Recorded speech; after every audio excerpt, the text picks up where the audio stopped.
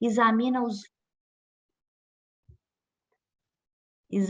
os móveis que a determinaram. Se resultou do desejo injusto de supremacia, se obedeceu somente à disputa desnecessária, cuida de teu coração para que o caminho te seja menos ingrato. Mas, se atendestes ao dever, ainda que haja sido interpretado como rigorista e exigente, incompreensivo e infiel, recebe as observações indébitas e passa adiante.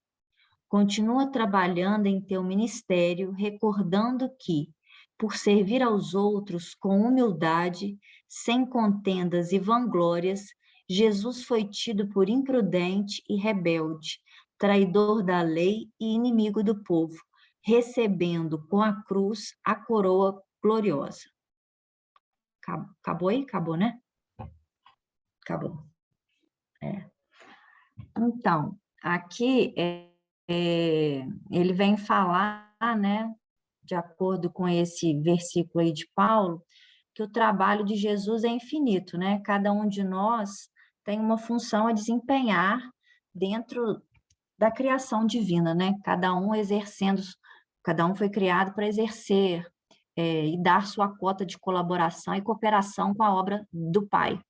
Mas ele coloca aqui que cada discípulo contribuirá conforme sua posição evolutiva. Então, ele vem dizer que, que é preciso que a gente, em cada ação que nós façamos, que a gente se pergunte ou que a gente medite o que de fato está nos movendo a fazer esse tipo de ação, né? Que ele coloca aqui. Se resultou do desejo injusto de supremacia, se obedeceu somente à disputa desnecessária, ou seja, para a gente indagar mesmo, reflexionar aquilo que Santo Agostinho propunha para a gente antes de dormir, refletir como foi o nosso dia, o que nós fizemos, o que nós achamos que foi bom, o que foi ruim, e nos nossos atos, aquilo que realmente, o que nos moveu, porque o que nos move é que realmente é o essencial, né? Muitas das vezes seremos mal interpretados, seremos, outras das vezes, taxados, ou muitas das vezes incompreendidos. Mas se a consciência não nos acusa, se de fato nos habituarmos a fazer essas meditações para descobrirmos realmente qual o nosso interesse, e esse interesse foi positivo, isso que é o importante, né? Porque muitas das vezes a gente faz uma ação, mas que lá no fundo, às vezes o que nos moveu foi vaidade, ou a busca de interesses pessoais, e aí ele coloca aqui, esqueci, não estou conseguindo achar, mas ele coloca aqui que não estou achando, mas ele faz uma observação nesse sentido.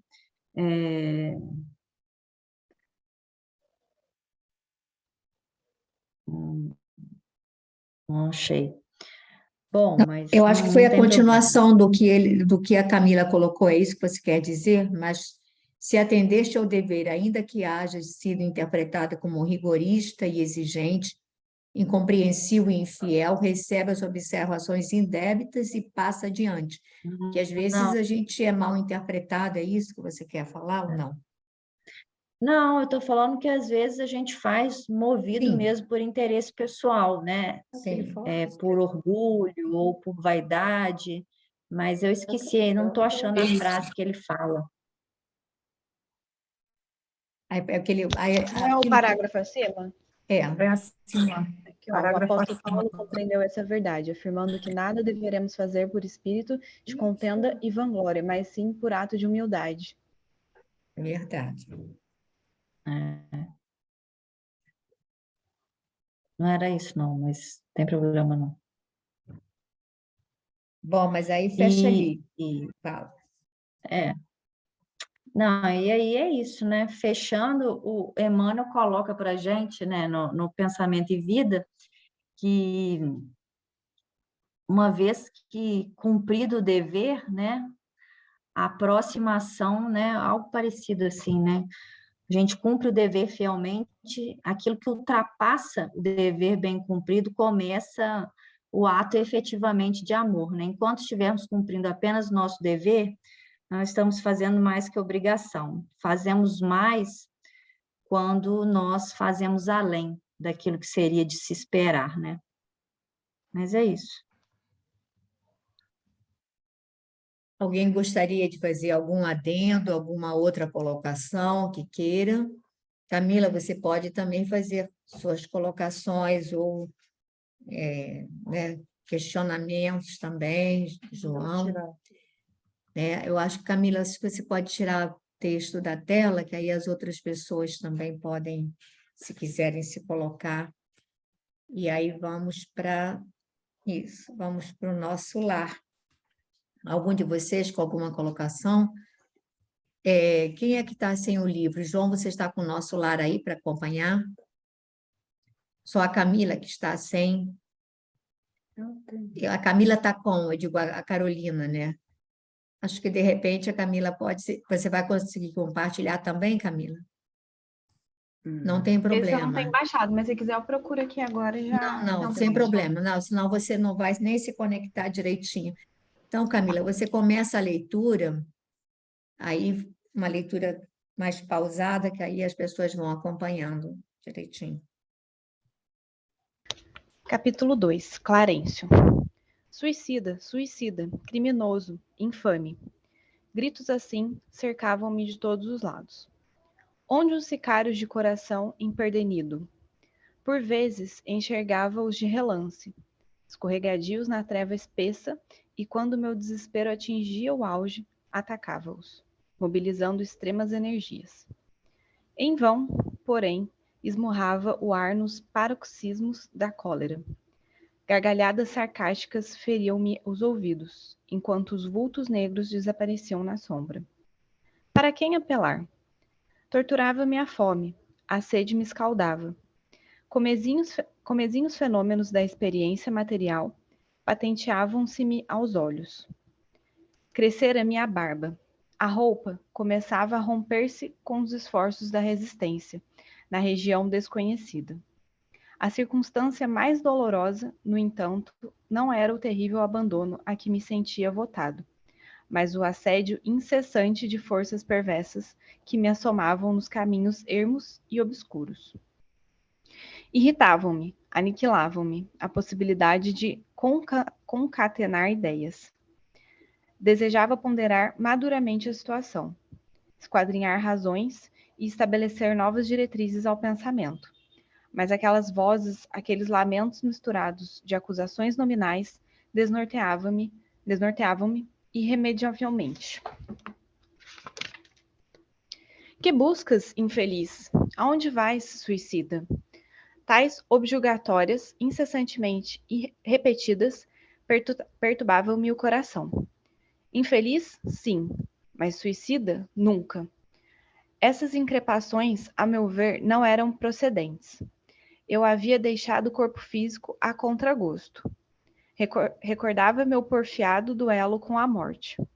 Ainda julgava ouvir os últimos pareceres médicos, enunciados na casa de saúde. Lembrava a assistência desvelada que tivera, os curativos dolorosos que experimentara nos dias longos que se seguiram à delicada operação dos intestinos. Sentia, no curso dessas reminiscências, o contato do termômetro, o pique desagradável da agulha de injeções e, por fim, a última cena que precedera o grande sono. Minha esposa ainda jovem e os 3 filhos contemplando-me no terror da eterna separação. Depois, o despertar na paisagem úmida e escura e a grande caminhada que parecia sem fim. Vamos parar, Camila? Vamos parar? Se deixar, você vai até o final, né? Eu ia até interromper antes, aí depois você já engrenou o parágrafo, você falei, vou segurar. Agora comenta aí. Bom, aqui eu acho que ele fala um pouco sobre como ele chegou, e aí complementa o capítulo anterior. Eu acho que agora ele faz um relato mais detalhado de como foi, né? E aqui ele fala que ele não se suicidou, ele comenta como que foi a passagem dele, né? Os últimos momentos dele em vida. Deixa eu ver. E aí eu acho que ele comenta um pouco dessa angústia, né? De chegar lá e ser um momento em que ele é julgado, em que é uma região escura, sombria. Bom, acho que é um pouco disso. Aqui ele continua no umbral, certo? Isso. Repara que ele se sente perdido, ele se sente Sim. perdido, ele tem todas as necessidades físicas que ele tinha quando encarnado, dado a materialidade dos sentimentos, da vibração dele. Ele sente fome, ele sente sede, ele sente a barba crescer, os cabelos, ele sabe que ele morreu, mas os cabelos crescidos, a barba também, as roupas esfarrapadas, então ele se vê como realmente um trapo humano perambulando por aquelas regiões, e aí ele vai falando desses bandos de espíritos que o atormentam com frases acusatórias, né? Então, alguns chamam de suicida e ele, em momento nenhum, se reconhece como suicida, porque ele não queria morrer. Teoricamente, ele não queria morrer. Ele sente o processo da enfermidade do intestino, acho que foi câncer do intestino, enfim. Ele sente o tratamento, ele sente sabe do diagnóstico médico, ele era médico, pesquisador, enfim. Então, ele acha que ele lutou contra a partida, ele lutou contra a partida. Então, ele acha que ele não foi um suicida em momento algum, mas ele continua sendo acusado de suicida. E aí ele fala dessa região umbralina, ele descreve em que é bastante assim desconfortável para todos nós, porque todos nós sonhamos em um dia partir daqui e ir para regiões assim, né, de bem-estar, de beleza, de harmonia. Ninguém quer sair daqui e ir passar assim umas fériasinhas no umbral, a gente não quer, né? Ninguém quer. Então, é complicado, né? Mas ele se percebe ainda assim. E alguém gostaria de fazer alguma colocação? Aí o pessoal que tem dúvida ou que queira ajudar com alguma colocação mais esclarecedora. Camila, esse relato aqui, essa leitura é estranha para você? Camila não, Carolina. Está sem som, Carolina. Pepita, talvez não seja tão estranha por algumas coisas que eu já ouvi, né, da Verônica, até da aula que a minha mãe faz com vocês, mas eu acho que se eu nunca tivesse tido essa, vamos dizer, essa impressão prévia, né, vinda da Verônica, da minha mãe, eu acho que me geraria um estranhamento maior, sim. Porque assim, já ouvi uma coisinha aqui, uma coisinha ali, já fiquei muito, né, na espreita, minha mãe fazendo as aulas e eu num cantinho ali, entendeu? Então, assim, alguma coisa ou outra eu já ouvi.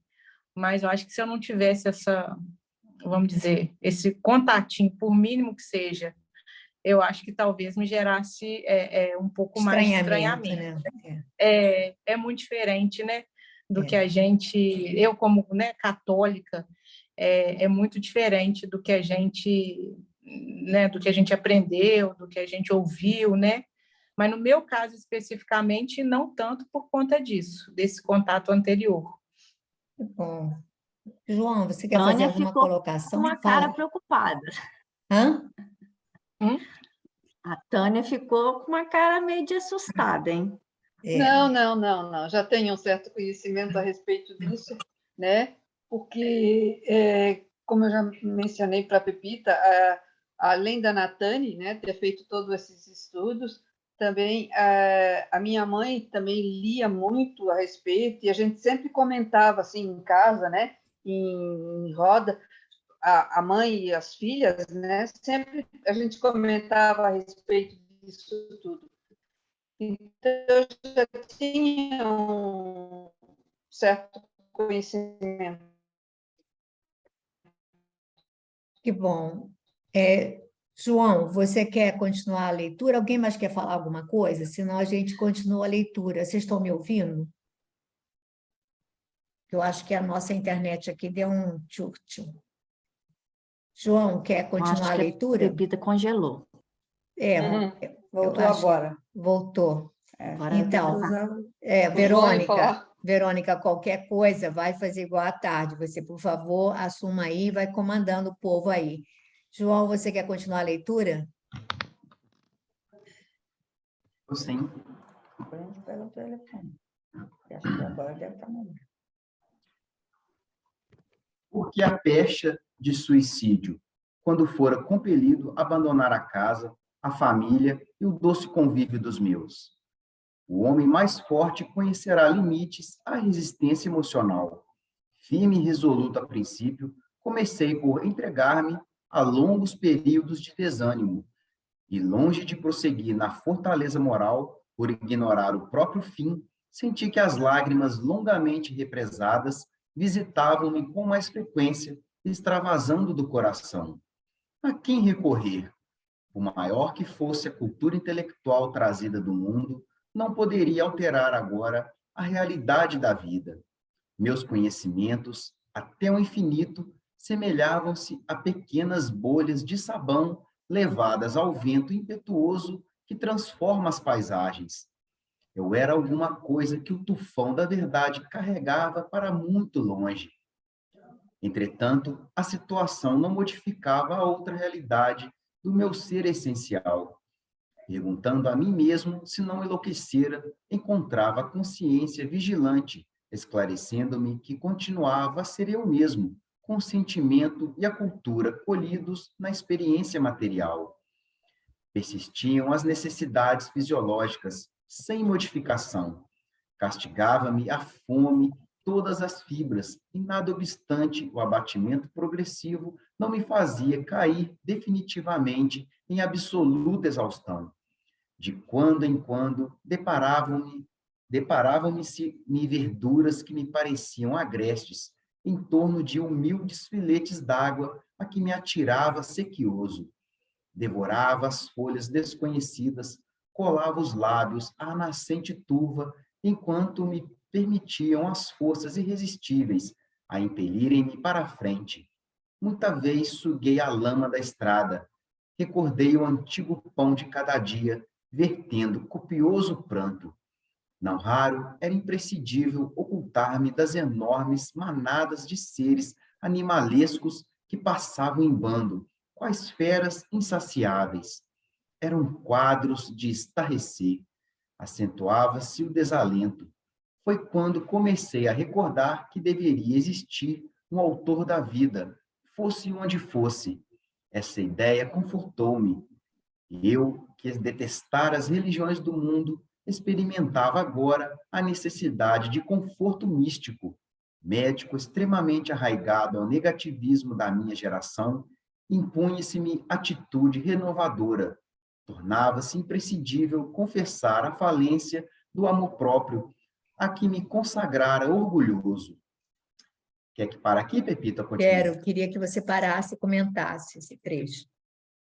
Então, a gente vê que ele continua, né, essas impressões, né, as vicissitudes que a gente leva na matéria, né, a fome, a sede, a dor, né, e é interessante ver que, né, que foi lido anteriormente pela Camila, né, como é que ele, a nossa baixa vibração, né, nosso estado de perturbação plasma no nosso perispírito essas situações que são inerentes à matéria, né, a sujeira do corpo, a dor, né? A fome, a dor no estômago, a barba que cresce, o cabelo que cresce, as unhas, né? O estado da vestimenta e também essa falta, né? Essa falta de preparo, não digo religioso, né? Da certa ignorância das coisas do espírito, né?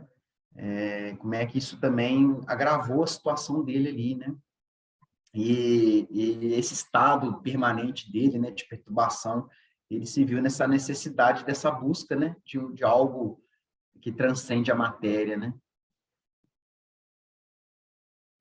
Essa passagem aqui, se vocês repararam, ela lembra perfeitamente aquela parábola do filho pródigo, daquele filho que ele gasta toda a fortuna, que ele se vê sem alimento, sem nada, e a necessidade. Aí ele começa a lembrar desse autor da vida, ou seja, começa a lembrar da necessidade da casa do pai. E esse retorno do filho espírito, quer dizer, porque ele se vê como um espírito eterno, não mais como um homem, não é, mas como um espírito que continua além da morte e que continua a ter uma série de necessidades. E aí ele se lembra desse autor da vida. E ele lembra que, olha, se ele sustenta os pássaros, se ele sustenta as flores agrestes, se ele sustenta os mais simples manifestações de vida, por que não também não sustentaria? E aí é que ele se lembra, assim como o filho pródigo, ele volta, né, num processo de exaustão, ele vem nessa busca da casa do pai, do retorno ao pai, ele sente a necessidade de procurar esse doador da vida, e aí é que ele vai mergulhar e vai tentar essa conexão sublime, que é do filho com o pai, ou seja, do criador com a criatura.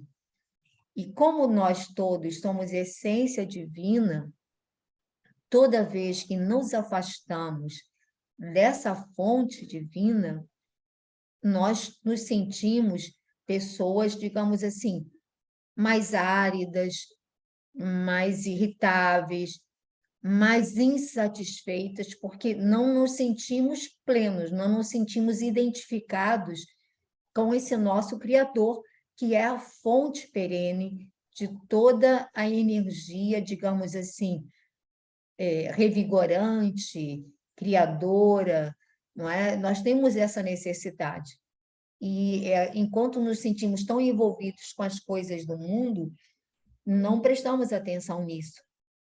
E aí a gente pode ficar assim, super, digamos assim, a 1000 por hora, envolvido em um monte de atividades, um monte de projetos, mas continuamos inquietos, continuamos insatisfeitos. As coisas estão acontecendo que você diz assim, não, está tudo dando certo, mas por que continuo desalentado? Por que continuo com uma sensação de incompletude, de vazio? Né? Então, está faltando alguma coisa. E essa coisa nós só encontramos quando buscamos essa conexão com o nosso Criador, com o nosso Pai, e é o nosso lado espiritual que precisa desse alimento. Então, alguém gostaria de colocar mais alguma coisa sobre esse trecho? Eu não sei se, eu não lembro disso, mas você falou da passagem aí do filho pródigo, realmente, né, até quando aí ele vai beber na água lamacenta, essas Isso. verduras aí que ele tem fome e busca comer, quando o filho pródigo também se alimenta lá das bolotas do porco lá, aí ele se lembra que na casa do pai, né, os filhos todos se Teriam alimentavam alimento. melhor. É.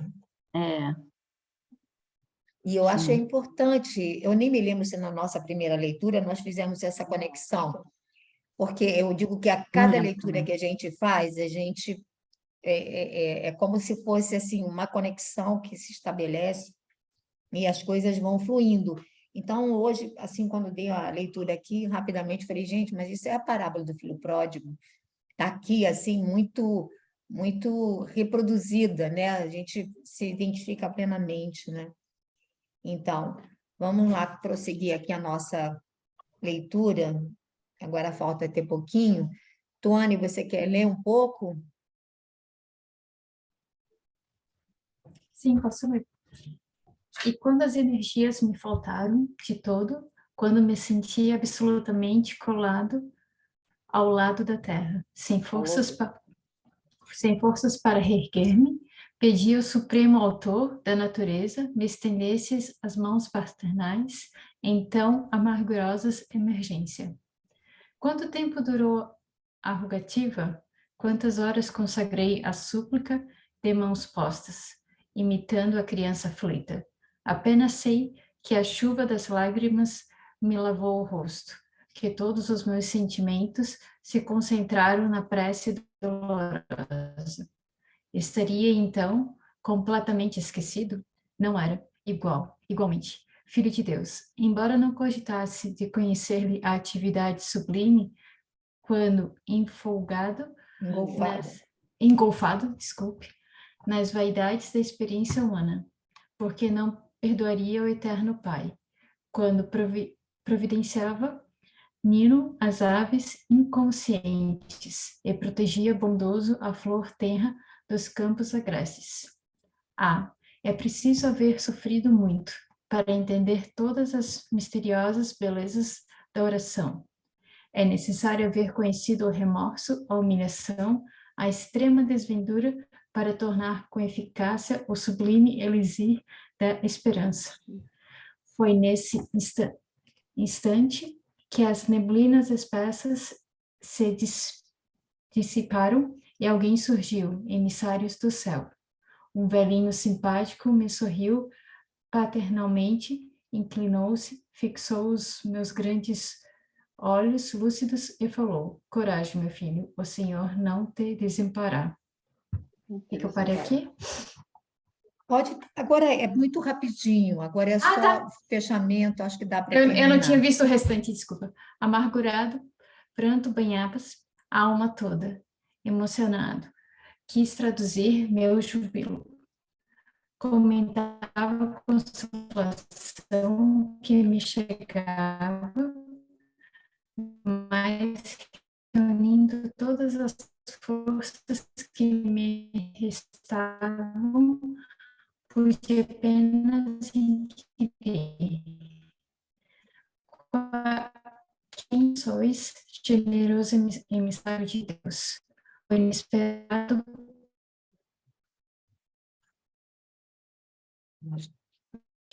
quando me alcançavam, cuidadosos, Clêncio meditou um instante e esclareceu, com quem recordava inadiavelmente obrigações.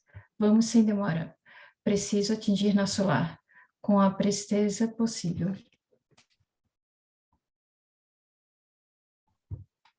Não, é que nós caímos, eu tirei a imagem para ver se a gente se sustenta melhor. Mas quer comentar, Tuane, essa parte que você leu?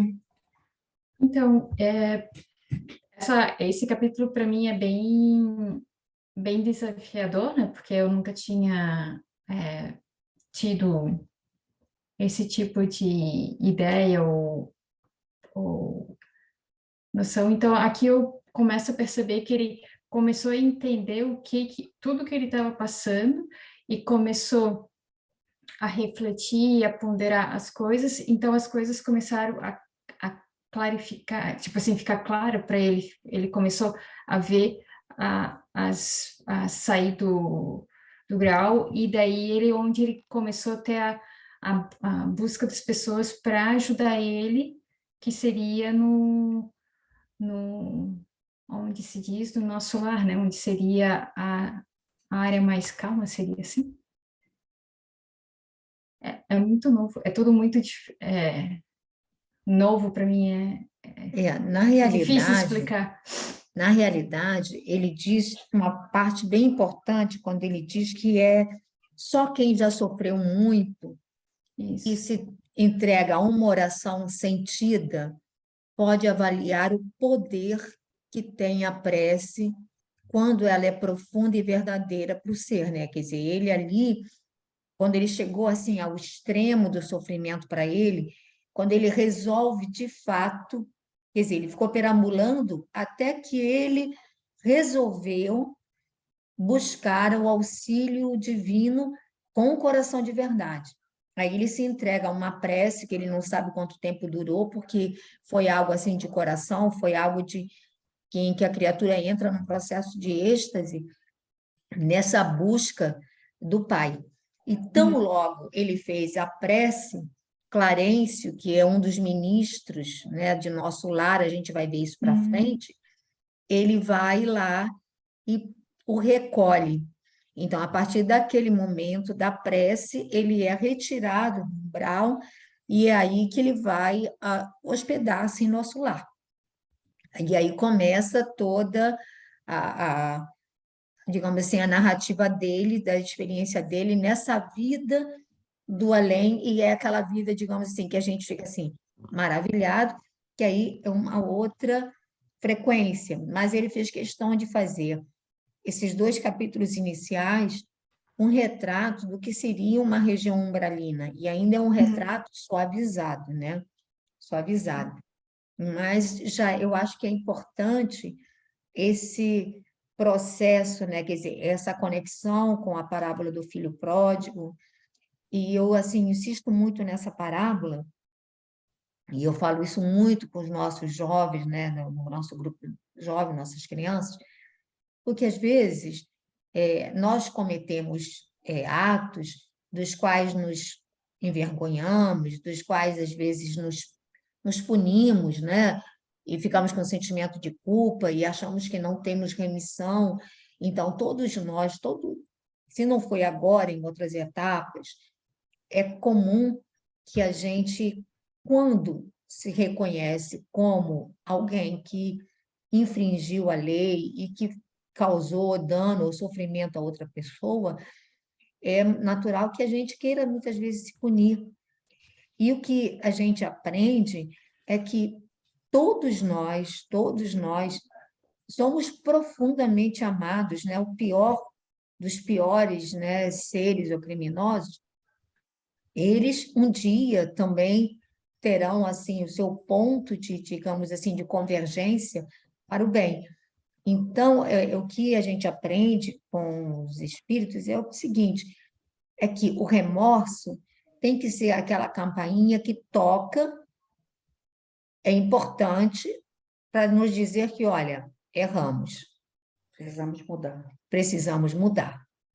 Mas a partir desse momento, a gente tem que seguir o exemplo de Paulo, que Paulo, quando Jesus aparece para ele às portas de Damasco, no deserto, que ele capitula lá do cavalo e tudo mais, ele se reconhece, ele se percebe como criminoso, como alguém que fez um monte de ações verdadeiramente equivocadas, mas ele pergunta, Senhor, o que queres de mim?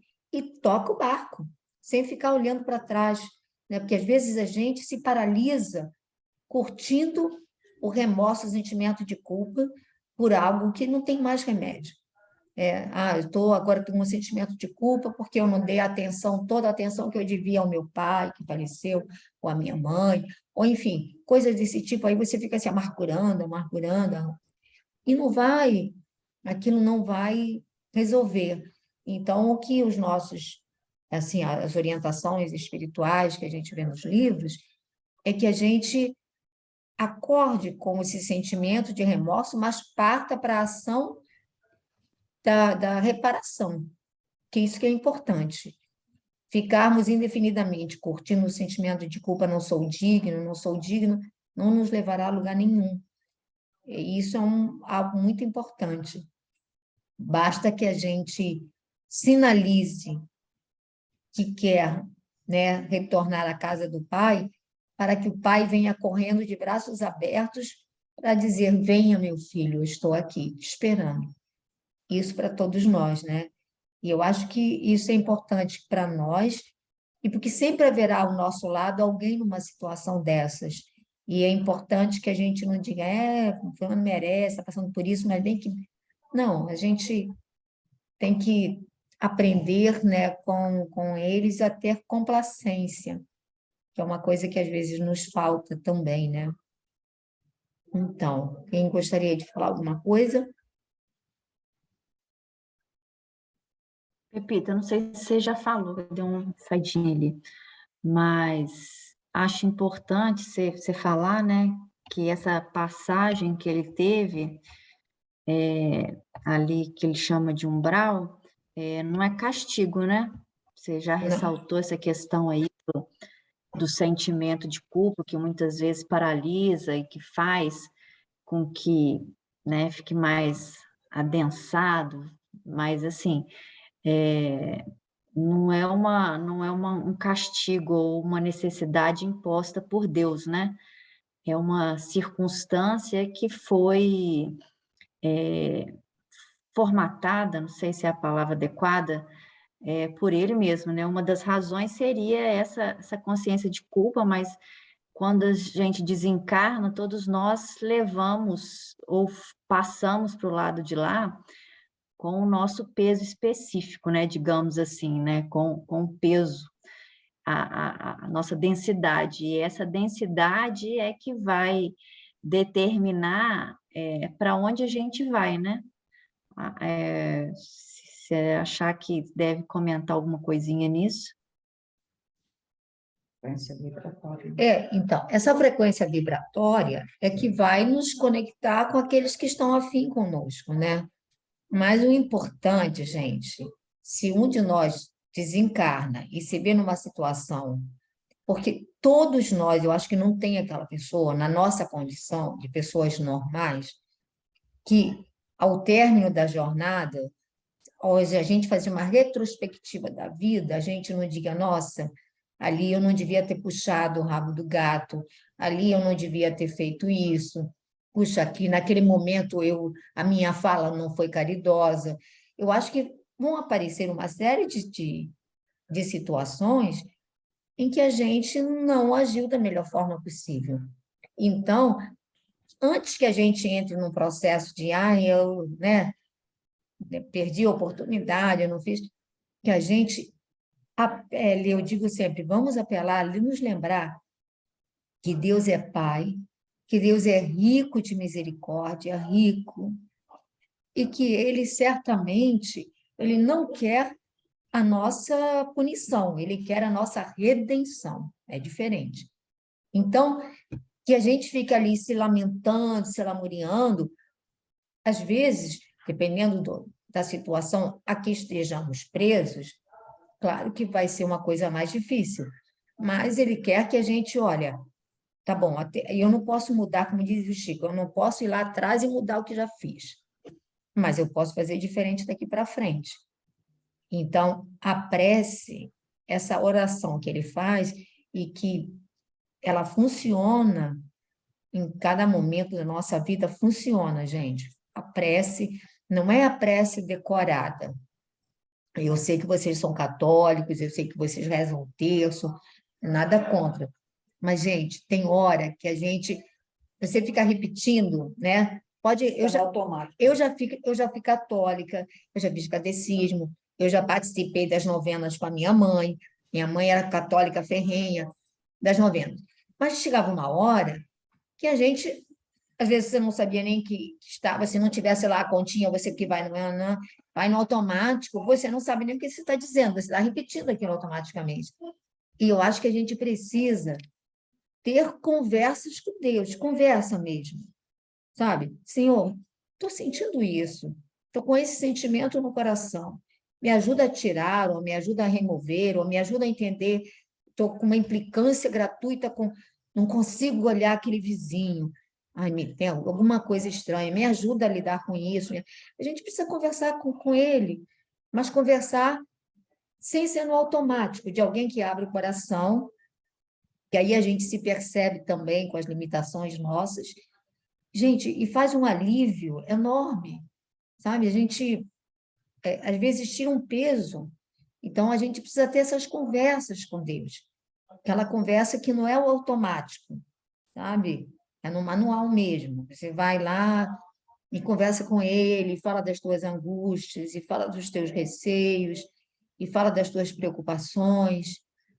Não que ele tenha que resolver tudo, mas ele pode clarear a nossa, eu digo assim, ele tem que nos ajudar a clarear a nossa mente, clarear o nosso raciocínio, a nutrir o nosso sentimento de esperança, de fé, né? Isso aí é importante, é muito importante, porque é isso que vai nos manter pulsando numa vibração melhor.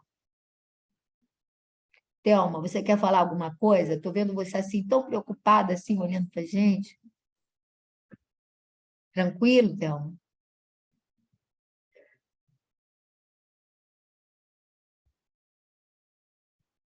É que você está com o som fechado.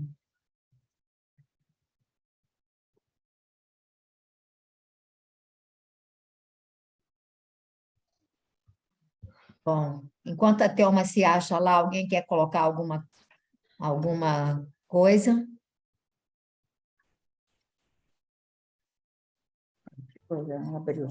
Pode falar, Thelma.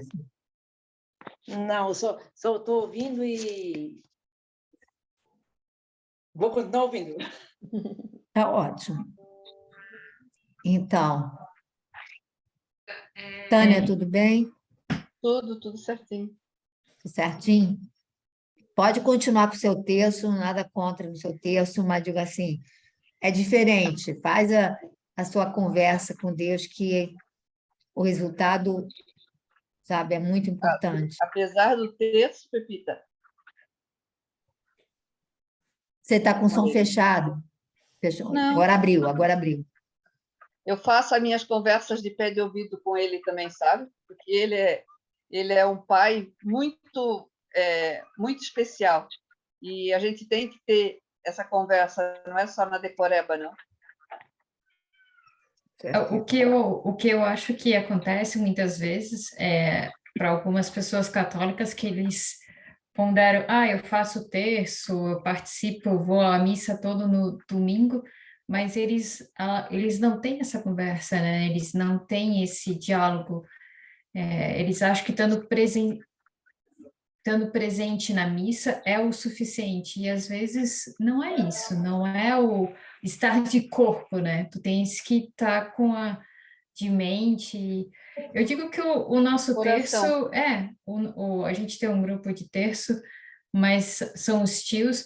A gente disse que virou mais um ponto de encontro, que a família se vê toda semana, porque a gente, tipo assim, meia hora antes começa e coloca todo mundo, conversa, fala o que está acontecendo. É mais uma terapia, desculpa do terço, mas é mais uma terapia para estar todo mundo junto, e virou uma coisa gostosa, né? Tem o terço, Claro. mas tem a questão de estar junto, né? É a mesma coisa. Eu aqui do Canadá, o pessoal em Rio do Sul, Itajaí, Floripa, e assim vai todo mundo. Mas a pessoa tem que ter essa conversa, ela tem que ter esse momento e tem que ter essa como é que é?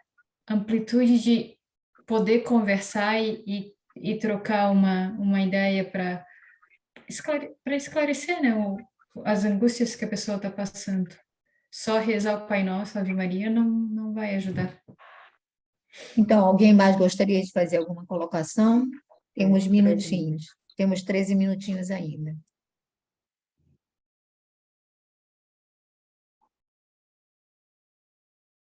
Carolina, você quer colocar alguma coisa? Não, tá tudo certo, Pepita. Sobre a reza, a prece, eu acho que eu sou uma católica muito de araque, entendeu? Porque nunca tive nem esse hábito, acho que nem lembro como se reza o texto. Eu rezo, sim, as orações típicas, né? Mas é uma parte só da minha conversa, entendeu?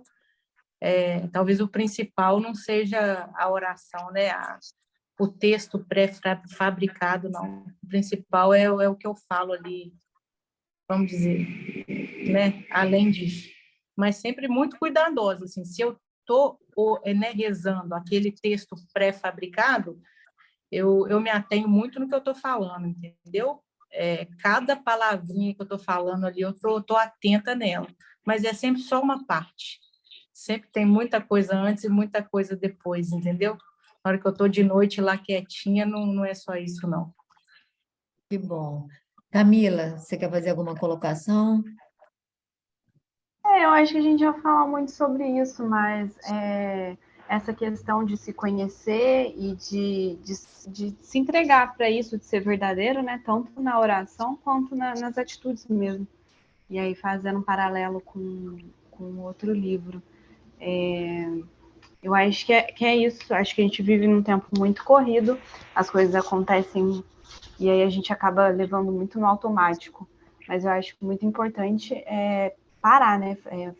Dar uma freada e pensar sobre o que a gente quer e ir mais a fundo, assim, em todas as questões, todos os ensinamentos, tanto buscar o aprendizado como se entregar de fato para aquilo que está acontecendo, que está fazendo.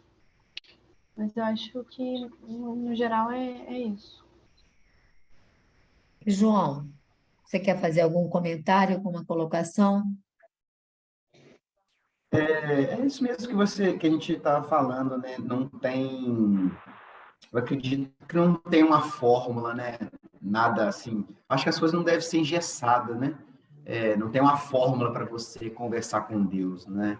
Eu acho que cada um, eu acho que tem que, é, você colocou aí foi muito feliz no que você disse, né? Tem que sair do coração, né?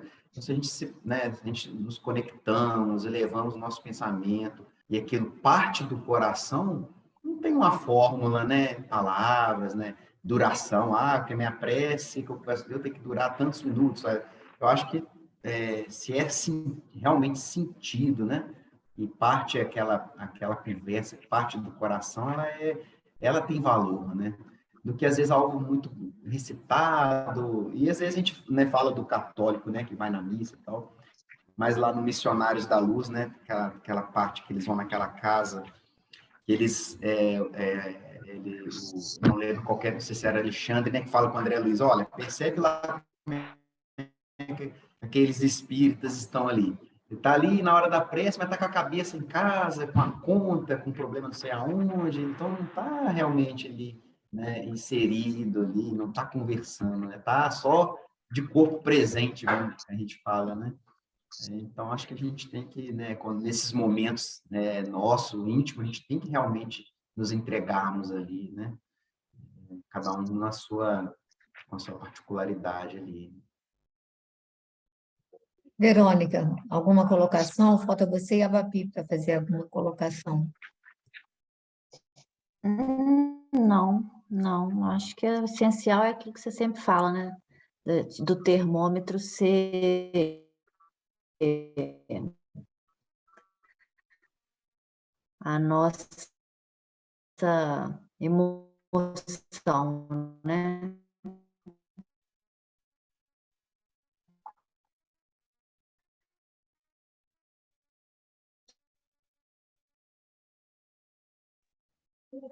Vocês estão ouvindo a gente? Nos emocionamos, se sentimos, conseguimos verdadeiramente uma conexão. Senão, fica entre Conectou aqui, ó. Mas é melhor agora deixar no carro. Conectou aqui, ó. É melhor desligar lá. Mas é melhor agora deixar no carro. Conectou aqui, ó. Desligar lá. Mas é melhor agora deixar no carro. Conectou aqui, ó. Desligar lá. Mas é melhor agora deixar no carro. Desliga um pouquinho. Depois? Não. Desliga não. Quando vamos fazer a nossa prece, hoje é dia. Nós estamos com uma internet péssima. E está toda hora caindo. A gente vai fazer a nossa prece para evitar esse problema.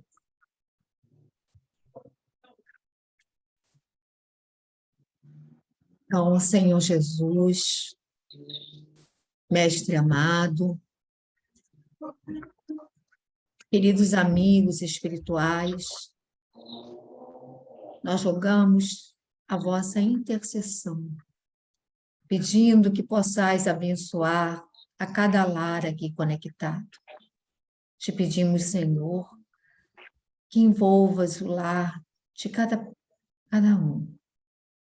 Da nossa irmãzinha Carolina, que está chegando hoje, do João, que os ampares, que os abençoes, que ilumine seus lares.